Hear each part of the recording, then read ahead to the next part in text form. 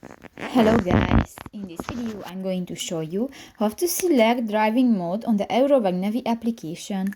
But first of all, I just want to mention, please don't forget to subscribe to our channel, because at 100,000 subscribers we are going to show you our YouTube revenue statistics and growth strategy, how to make money online. So let's jump into it. First of all, open the application on your device. Click to the profile icon at the upper right corner of the screen, and here click to the settings button.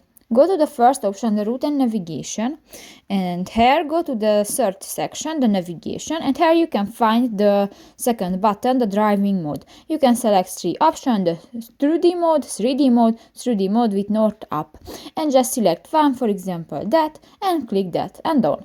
So that's pretty much it for this video guys. See you in the next one. Bye bye.